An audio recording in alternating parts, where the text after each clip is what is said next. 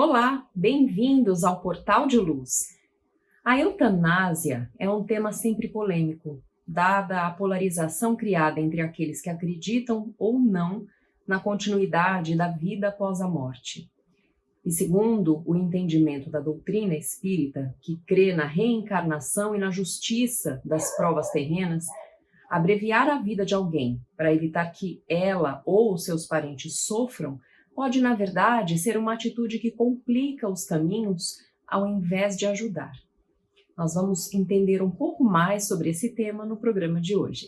Mas antes, nós vamos convidar todos vocês para ouvirmos juntos a mensagem psicografada na voz de Chico Xavier. Esse triste companheiro, cujo passo te procura, ralado de desventura, que não sabes de onde vem. Esse pedinte arrasado por dores desconhecidas, emaranhado em feridas, sem proteção de ninguém.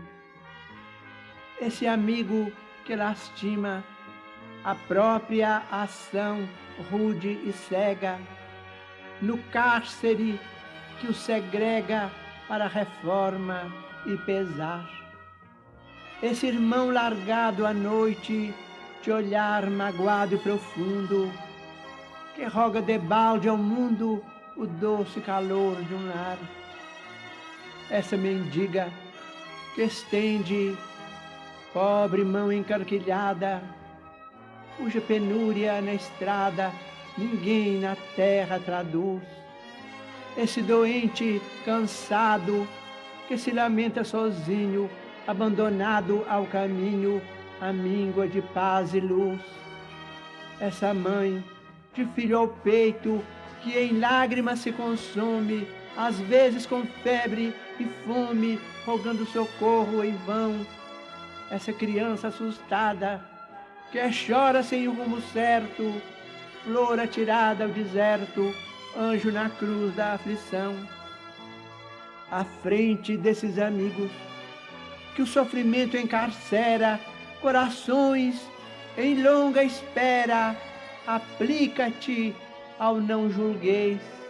Eles não pedem censura, mostrando a necessidade, ensinam que a caridade é a lei de todas as leis. Esses irmãos quase mortos, eis que o céu nos envia na estrada do dia a dia para as lições do Senhor. Saibamos ressuscitá-los da morte em sombra na prova, doando-lhes vida nova na escola viva do amor. No início de janeiro desse ano, morreu, em decorrência da eutanásia, a primeira pessoa no mundo sem uma doença terminal a ter esse procedimento aprovado legalmente, e foi na Colômbia. E o paciente Víctor Escobar Prado, de 60 anos, vinha lutando por esse direito há 2 anos com a ajuda de um advogado. O que podemos refletir sobre esse caso de acordo com a ótica espírita? Se já é complicado conversarmos sobre a viabilidade da eutanásia em casos de uma morte iminente, de uma doença grave, o que dizer de um paciente que nem possuía uma doença terminal? A eutanásia é o ato de abreviar a vida de alguém e tem como princípio acabar com o sofrimento daquele que possui uma doença que é grave e incurável, quando não existem mais tratamentos que possam ser realizados para melhorar o quadro clínico daquele paciente. Víctor Escobar foi a primeira pessoa no mundo a não ter uma doença considerada terminal e que teve acesso ao procedimento. Para abordar a eutanásia sob uma ótica médico-espírita, é necessário sabermos também que há um outro extremo, que se chama distanásia. Isso é uma prática pela qual se prolonga a vida através de meios artificiais, de um enfermo incurável, mas desrespeitando o ritmo natural de um desencarne, com intervenções mais agressivas. Para explicar sobre esses 2 temas, a Folha Espírita chamou o fundador e atual presidente da Associação Médico Espírita do Estado do Espírito Santo, José Roberto Pereira Santos. Na AME Brasil, o Dr. José Roberto é o médico coordenador do Departamento de Bioética. O Dr. José Roberto explicou para a Folha que, na verdade, existem 2 tipos de eutanásia: a eutanásia ativa e a eutanásia passiva. Na ativa, a morte vem através de um procedimento direto, como, por exemplo, a decisão de dar uma injeção de uma dose muito alta de um sedativo que vai levar o doente à morte em poucos minutos. Esse é o procedimento aprovado na Colômbia, por exemplo, liberado só para pacientes considerados terminais, aqueles que têm uma doença para a qual não há mais um tratamento médico a ser feito. Por isso, o caso de Víctor Escobar chamou a atenção. Ele tinha apenas uma sequela de AVC, tinha problemas cardíacos, mas não era um paciente terminal. Ele era uma pessoa que conseguia falar, ouvir, ele sorria, conversava, porém tinha uma vida limitada e usava cadeira de rodas.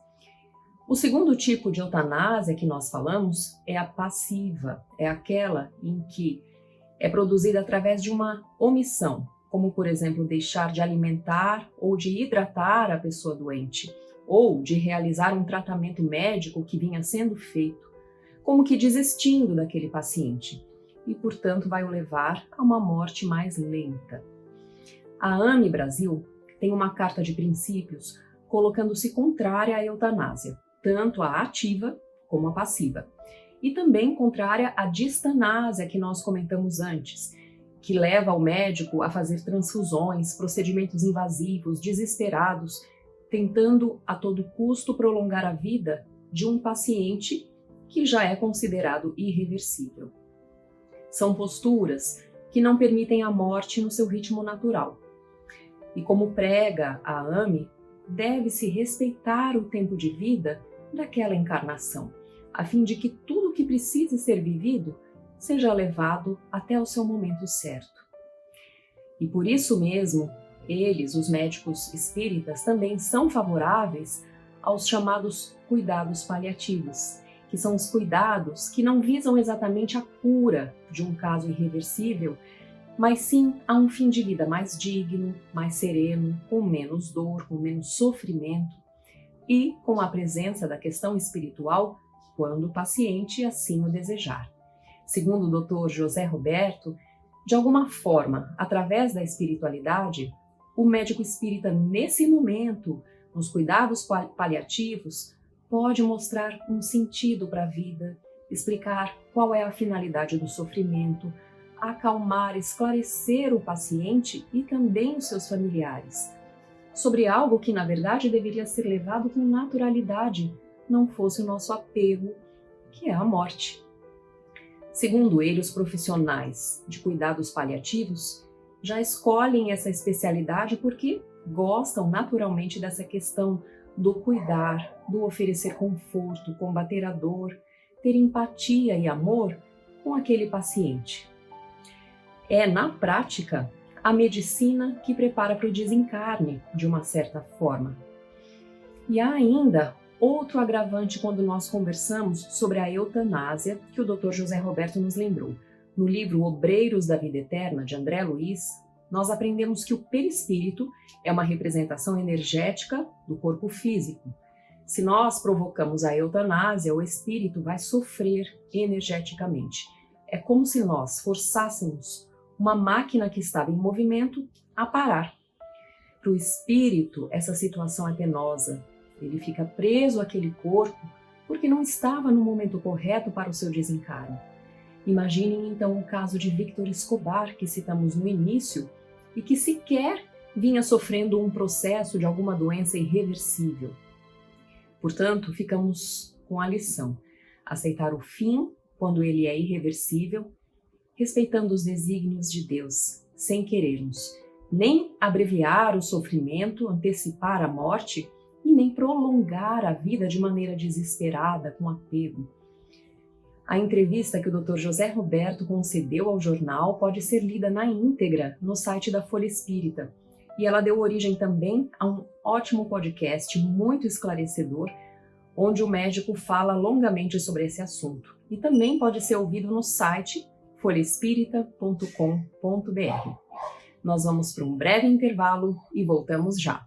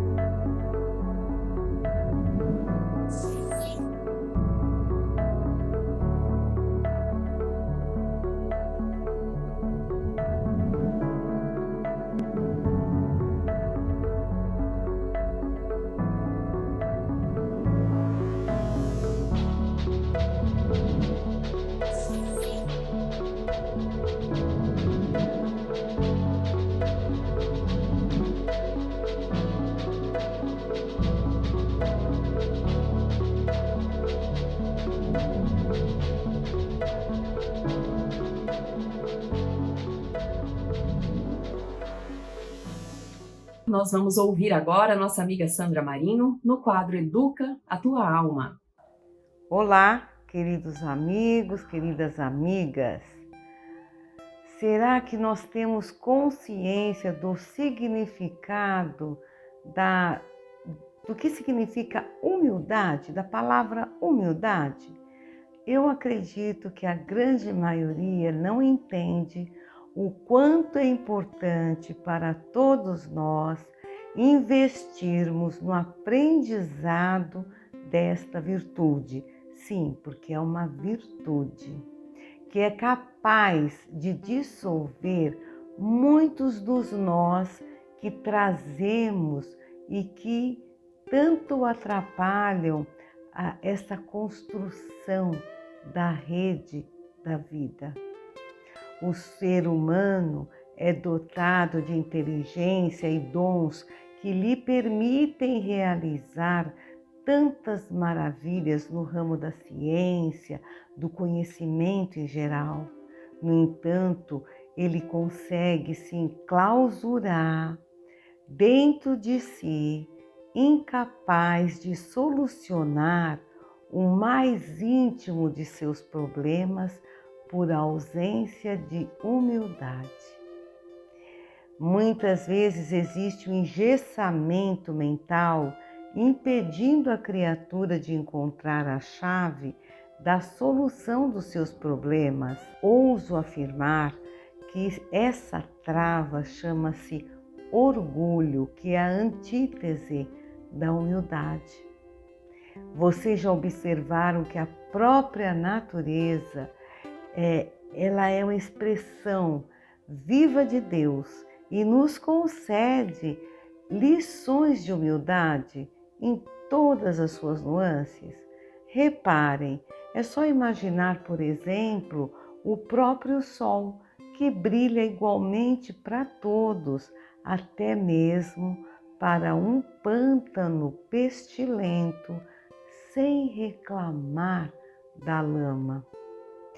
Por mais que sejamos inteligentes, somente a humildade e a brandura de coração nos levarão a aceitar as nossas fraquezas e limitações e perceber uma força maior que nos conduzirá às respostas que vão além do intelecto. A falta de humildade, conforme a citação de Emmanuel no livro Pensamento e Vida, converte a própria alma em cidadela de ilusão, dentro da qual se recusa ao contato com as realidades fundamentais da vida.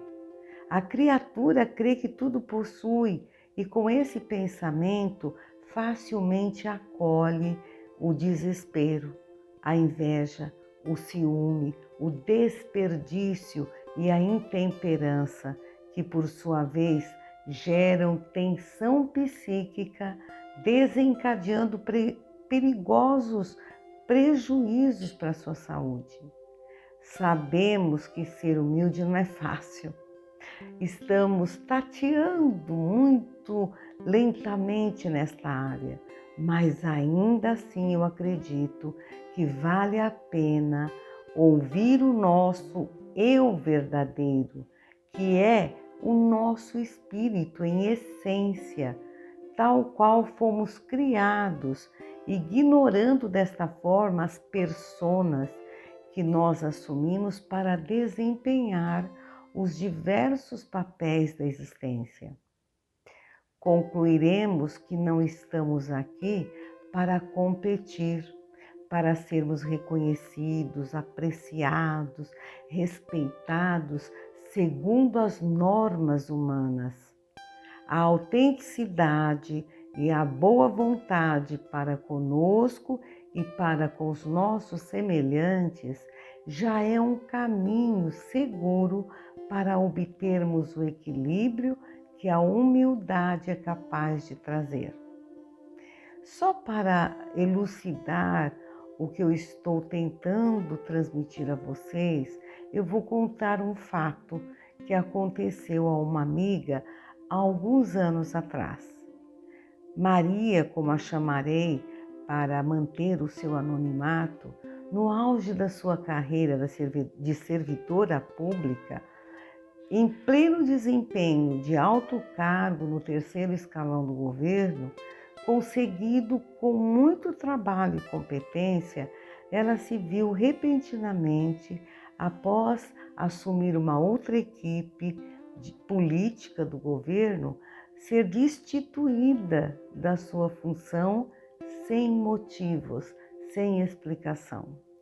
Bom, a gente sabe que isto ocorre com praticamente todos que ocupam cargos de confiança, mas Maria tinha sido indicada para a função, que era técnica inclusive, realmente pelos méritos alcançados ao longo da sua trajetória de muita dedicação ao serviço público. Ela se sentiu sem chão, pois sua saída se daria em meio à realização de um projeto que traria muitos benefícios para a gestão pública. Mas como era conhecida por sua capacidade de realização, foi logo convidada para trabalhar em outro órgão público, recém-criado, onde tudo estava por fazer. E Maria, que até então comandava uma equipe, tinha secretárias, assistentes e todas as condições de trabalho, se viu sem nada disto. No início, até o uso do computador tinha que ser dividido com a estagiária, porque, como eu disse, era um órgão que estava em construção. Essa reviravolta no ego causou assim uma brecha no ego de Maria. Mas, tempo depois, ela me confidenciou que a reviravolta foi a melhor coisa que lhe aconteceu na vida, pois ela teve a grande oportunidade de olhar para dentro de si e enxergar o seu eu verdadeiro, para o qual pouco importava título, poder, posição, reconhecimento. Disse ainda que aprendeu o valor de servir e de se renovar, pois passou a vivenciar com humildade cada oportunidade que teve após o que lhe aconteceu. E que a dor que sentiu naquele momento era vazia, porque derivava tão somente do seu orgulho ferido. Segundo Emmanuel, ao contrário do que muitos acreditam, humildade não é servidão. Acima de tudo, é independência, liberdade interior que nasce das profundezas do espírito, apoiando-lhe a permanente renovação. Pensemos nisso e até o próximo programa. E agora nós vamos ouvir o nosso amigo Maida com o Momento Doutrinário. Olá, amigas e amigos, é uma satisfação muito grande estarmos novamente juntos em mais um Momento Doutrinário. Convidamos a todos para refletirmos mais uma vez sobre a importância de se obter a verdade em bases solidificadas na lógica e na razão, para que efetivamente haja elevação espiritual. No livro Evangelho segundo o Espiritismo, capítulo 23, itens 12, 13 e 14, diz o seguinte: toda ideia nova forçosamente encontra oposição, e nenhuma há que se implante sem lutas. Ora, nesses casos, a resistência é sempre proporcional à importância dos resultados previstos, porque quanto maior ela é, tanto mais numerosos são os interesses que ferem. Se for notoriamente falsa, se a julgam isenta de consequências, ninguém se alarma. Todos deixam-na passar, certos de que lhes falta vitalidade. Se, porém, é verdadeira, se assenta em sólida base, se lhe prevê futuro, então um secreto pressentimento adverte os seus antagonistas de que constitui um perigo para eles e para a ordem das coisas, em cuja manutenção se empenham. Atiram-se então contra ela e contra os seus adeptos. Assim, pois, à medida da importância e dos resultados de uma ideia nova, se encontra na emoção que o seu aparecimento causa, na violência da oposição que provoca, bem como no grau e na persistência da ira de seus adversários. Jesus vinha proclamar uma doutrina que solaparia pela base os abusos dos quais viviam os fariseus, os escribas e os sacerdotes do seu tempo. Imolaram-no, portanto, certos de que, matando o homem, matariam a ideia.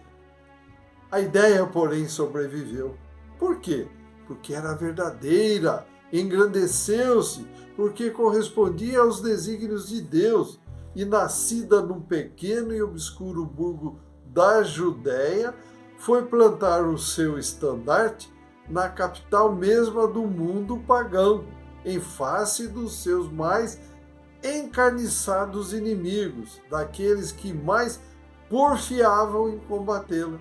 Por quê? Porque subvertia crenças seculares, às quais eles se apegavam muito mais por interesse do que por convicção. Lutas das mais terríveis esperavam aí pelos seus apóstolos. Foram inumeráveis as vítimas. A ideia, no entanto, avolumou-se sempre e triunfou, porque, como verdade, sobrelevava aquelas ideias que a precederam. É de notar-se, meus amigos e amigas, que o cristianismo surgiu quando o paganismo já entrara em declínio e se debatia contra as luzes da razão. Ainda era praticado pro forma. A crença, porém, desaparecera. Apenas o interesse pessoal o sustentava. Ora, o interesse é tenaz, jamais cede à evidência. Irrita-se tanto mais quanto mais peremptórios e demonstrativos de seu erro são os argumentos que se lhe opõem. Sabe ele muito bem que está errado, mas isso não o abala, porquanto a verdadeira fé não lhe está na alma. O que mais teme é a luz que dá vista aos cegos. É-lhe proveitoso o erro, ele se lhe agarra e o defende. Sócrates também não ensinara uma doutrina até certo ponto análoga à do Cristo? Por que não prevaleceu naquela época a sua doutrina no seio de um dos povos mais inteligentes da terra? É que ainda não chegara o tempo. Ele semeou numa terra não lavrada. O paganismo ainda não se achava gasto. Muito faltava, é certo, para que todos os homens da sua época estivessem à altura das ideias cristãs, mas havia entre eles uma aptidão mais geral para as assimilar, pois que já se começava a sentir o vazio que as crenças vulgares deixavam na alma. Sócrates e Platão haviam aberto o caminho e predisposto os espíritos, conforme consta no parágrafo 4º da introdução do livro Evangelho segundo o Espiritismo. Amigas e amigos, está mais uma vez muito claro os ensinamentos de Jesus, mestre, modelo e guia da humanidade, quando disse, conforme consta no Evangelho de João, capítulo 8, versículo 32, conhecereis a verdade e a verdade vos libertará. Boas reflexões. Agradecemos a todos pela companhia e desejamos muita saúde, paz, equilíbrio e amor no coração. Até o próximo encontro. Fiquem com Deus. Um grande abraço. Estamos encerrando o programa de hoje por aqui. Desejamos a todos vocês uma ótima semana, muito obrigada e até a próxima.